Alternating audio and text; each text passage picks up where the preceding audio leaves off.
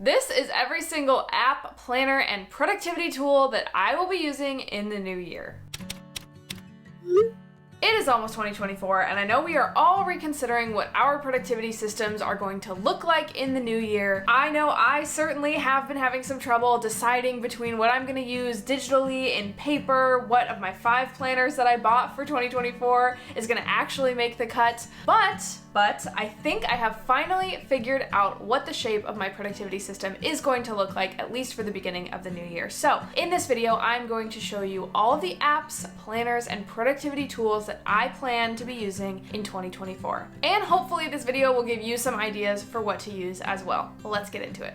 Okay, so a brief history for those of you who haven't been on my channel long. My 2023 basically went something like this. I was in and out of many planners, trying many different productivity tools, and never really sticking to one. I did stick to some of them for extended periods of time, like I was in the Common Planner for a lot of the year. I've been in the Hobonichi weeks for several months at the end of the year, but I was flip-flopping a lot, and I started to think that what I was using wasn't really working for me because I kept jumping around from product to product, app to app, whatever. Things would feel natural to use for a while, but I would peter out or lose enthusiasm quickly and start to feel stressed. And that stress would push me to try new planners, new software, basically moving to create a new productivity system every single time I had like a stressful day in my current productivity system or planner. And so this year, when it came to the fall and to planner season, I thought, okay, nothing truly stuck with me this year. I am going to try a few planners that I have a pretty good idea will work for me and go from there. I ended up with 5 planners for 2024, which is the same amount that you just saw on screen that I was saying didn't work for me. This is 2023. And some of these I bought because I had used different versions of them in 2023, like the Hobonichi Weeks. This is a Hobonichi Weeks planner. I had 2 Hobonichi Weeks in 2023, and then the same thing with the Common Planner. I had a Common Planner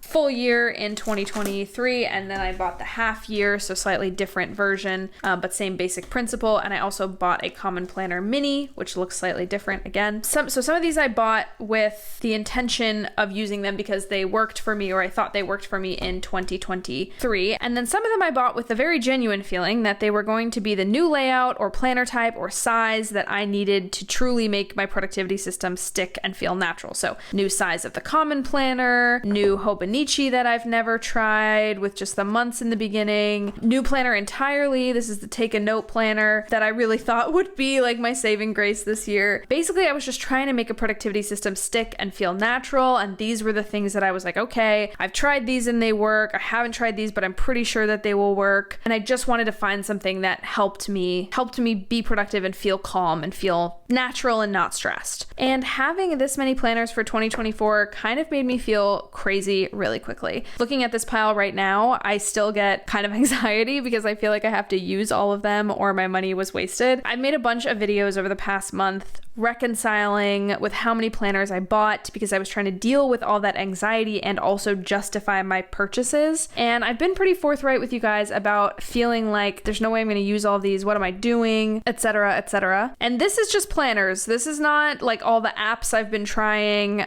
which include like Asana, Things 3, Akiflow, Notion, a bunch of different productivity tools. This is just the physical manifestation. So I was feeling kind of crazy, but in the time since I've made those videos, I've realized that my biggest problem in 2023 was not that I didn't have the right layout or the right app for me, but that I was never getting the full benefits of a solid productivity system because I was jumping around a lot. I was pretty productive in 2023, actually. I got a lot of stuff done, even though I was in and out of a variety of different planners, half using them some weeks, not using them at all other weeks, jumping into some planners for like half a week and then using it for the next half a week and things like that. Even though I was jumping around, I still was pretty productive. I got a lot done. I made a lot of YouTube videos. I did a lot of things at work. I did a lot personally as well, but I never felt the relaxed, calm, and collected feeling that being productive should give you. I was still holding a lot of my tasks, projects, and future goals in my head because they'd been in multiple places as I transitioned from like one system into the next system or one planner into the next planner. It just gave me the feeling of internal chaos like once every 2 months because I was learning a whole new method from scratch, or I was trying a whole new app with a whole new learning curve. And when you don't stick to one productivity system, listen, I'm not talking about just one planner, I'm talking about one productivity system, you end up creating an environment where your mind is never really clear because you don't have one central location that you can trust and rely on. And this is not how productivity systems are supposed to work. So here's the setup that I am going to be using for 2024. Firstly, I am adopting the getting things done method. This is my little cheat sheet, my little chart for how you're supposed to determine tasks in the getting things done system. They all come into your inbox by way of a capture method. Then you clarify it. Is it actionable? If yes, you have a set of actions. If no, you have a set of actions. If yes, you basically want to narrow it all down until it can become a next action. So a very simple, singular thing that you can do to further your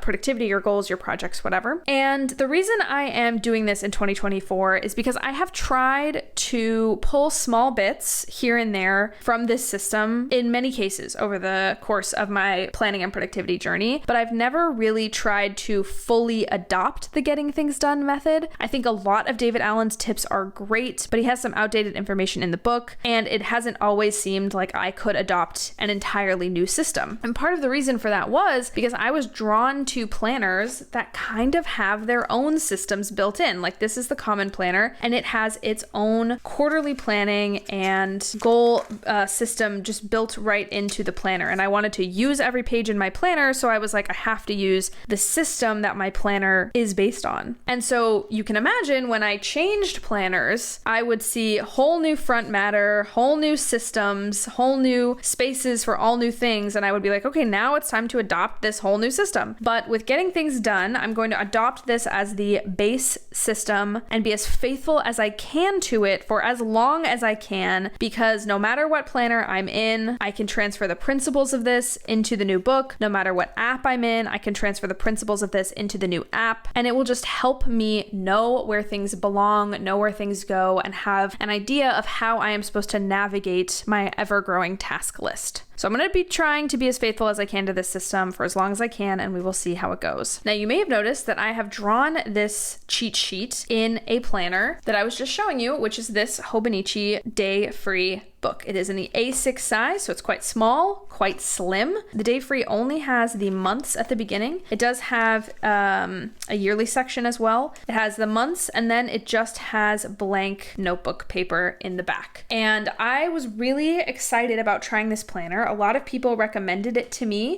which is one of the reasons I purchased it for 2024. I was originally going to use this as a content planner, so just for planning YouTube and everything like that. But as I went on in 2023, I started to realize that having multiple planners for distinct and unique things was not the best for my brain. I just needed, again, that one space that I could really trust. So I'm using the Hobonichi Day Free as my starting planner for 2024. Now, I'm not foolish enough to think that I am going to be in this planner the whole time, but I really do believe that if I can get this down, if I can use this for at least a period of like 3 months, I can really make this work for me and jive with it. And it is a weird feeling to be moving into this planner because for the past several years, I have been using a Hobonichi Weeks, and I purchased a Hobonichi Weeks for 2024. It's in this gorgeous cover. It's so beautiful, and it has my favorite ever weekly layout. I love this layout, and it works for me. For the most part, it helps me narrow down my tasks to a few short things because this is a very small space, and so I need to fit it in that box. It helps me have enough space to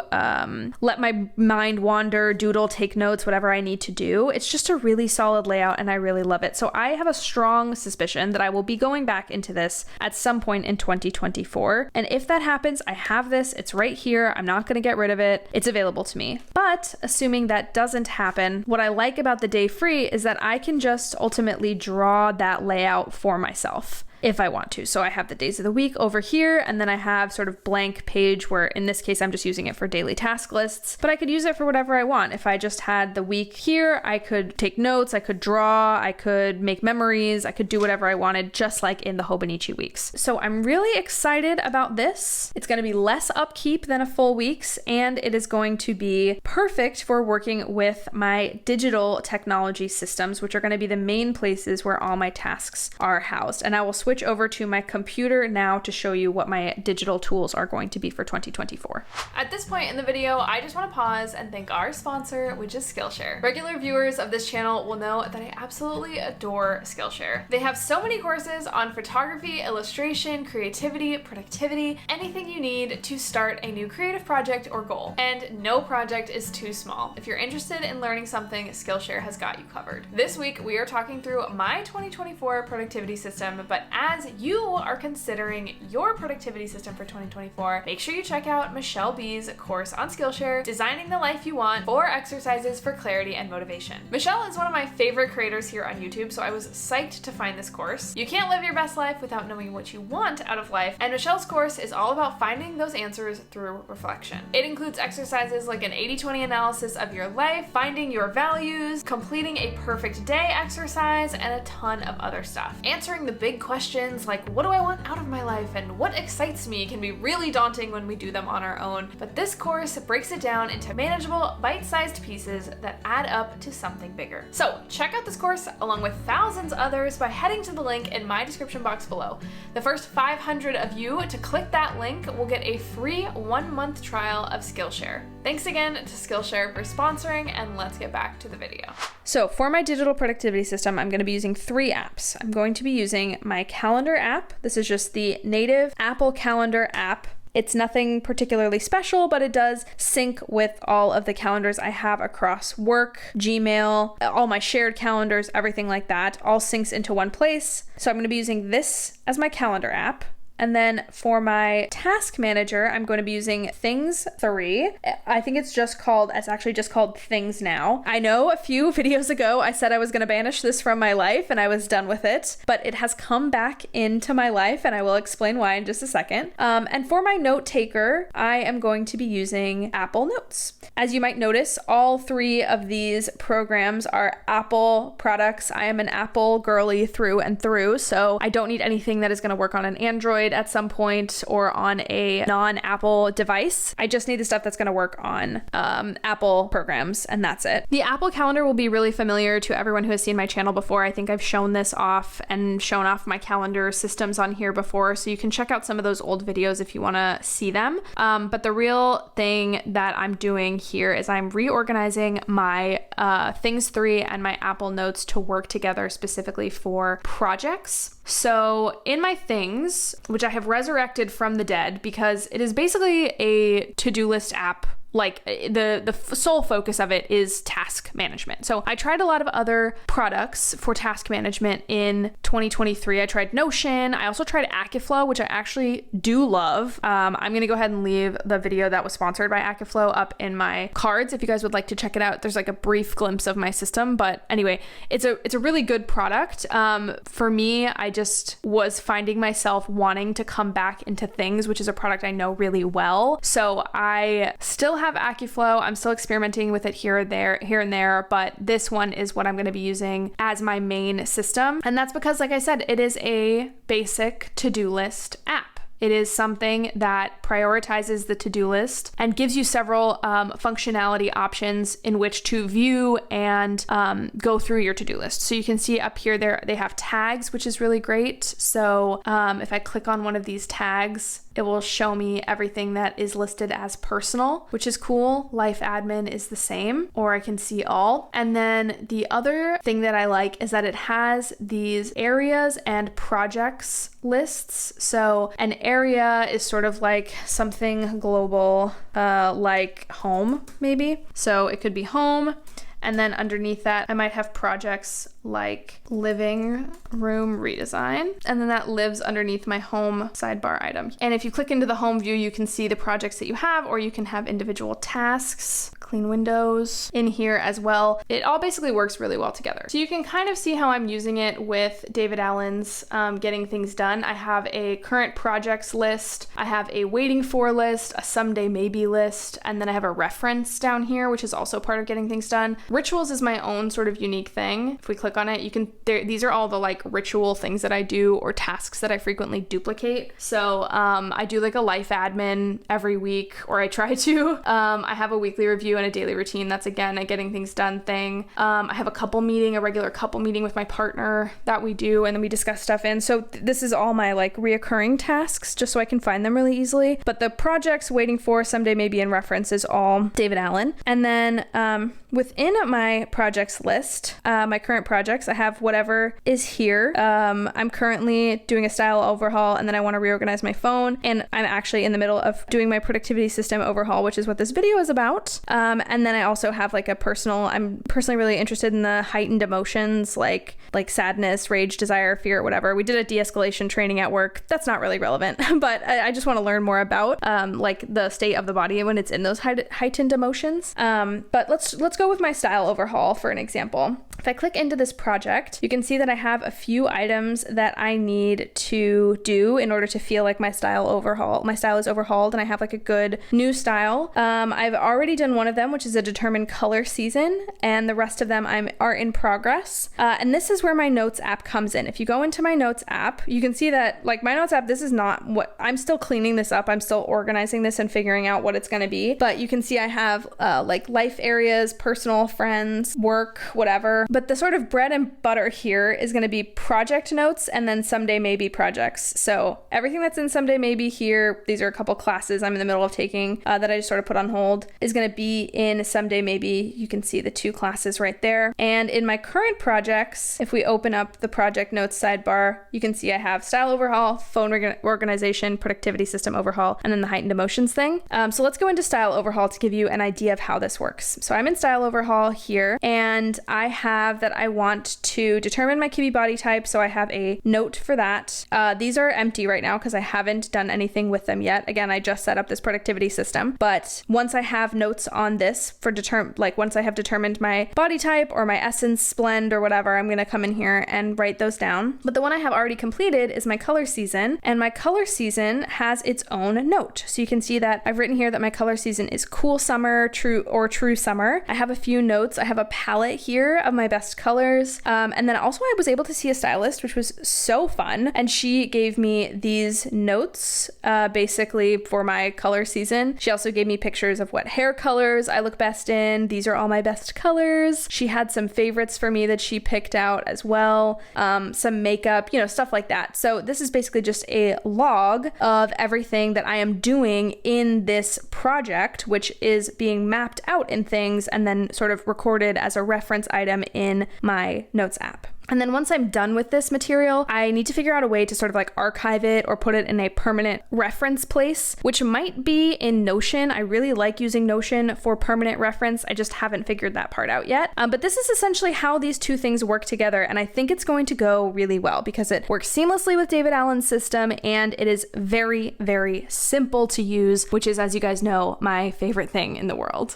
So I talked about my apps. This is my planner. What am I going to do with the other planners that I bought for 2024? I said already that I'm going to be keeping the weeks because I'm pretty sure I will want to go back into it at some point this year, but I'm also keeping the weeks because I have a planner YouTube channel. I demonstrate a lot of theories, ideas, and stuff like that in the Hobonichi Weeks planner because it's just really good for that. I know how to use it. The same thing is true for my common planner. Now, I loved the common planner last year. I just think the vertical weeklies it didn't hit for me in the second half of the year, so I don't really want to start 2024 in a common planner. Luckily, this is a great planner for planner tubers or like people who have productivity channels because it's got a basic timeline view in the weeks, so I can plot out schedules, help walk you guys through subjects or ideas that I want to play around with on this template. And just having a planner like this that I can come into and sort of use to make videos is going to be so helpful for me to demonstrate. So I'm really thinking of these two planners as the planners that I'm going to be using most on this channel, that I'm going to be demonstrating a lot of my ideas in when I make videos for you guys. And then the other two planners planners. This one I really still want to try. I really like the Take a Note style. I think it's so slick and so beautiful. So I am going to keep this around. I also really like having a vertical weekly in my system somewhere, but this one is not quite as big as the common planner. It's a bit smaller, which I also really like and makes me feel a little bit more at home in this smaller size. So I'm going to hold on to this and basically use it as a for fun planner. I might do some goal setting in this planner. I might do some content planning in this planner. It's basically just going to be for fun though, and anything that I lay out here will be recorded in another place, like in my day free or in my things app on my computer. This is going to be just for fun. It's the only one I'm allowing myself as a just for fun planner, and I'm going to keep it around, and if I use it, great. If I don't, fine. I learned something about myself. The only planner I don't think I need is this little 2024 common planner, which is in the passport size. It has a horizontal weekly layout. I just don't see myself using this at all. So I'm either going to give it away or sell it. I haven't really decided yet, but this is not going to be in my system anywhere. If you want to see one of my favorite ways to use my planners, check out this video on my distraction method right here next to my head. And of course, let me know down in the comments what apps, planners, and productivity tools you will be using in your 2024 productivity system. Thank you so much for watching, for being subscribed, for being awesome. I love you so much, and I will see you in the next one. Bye!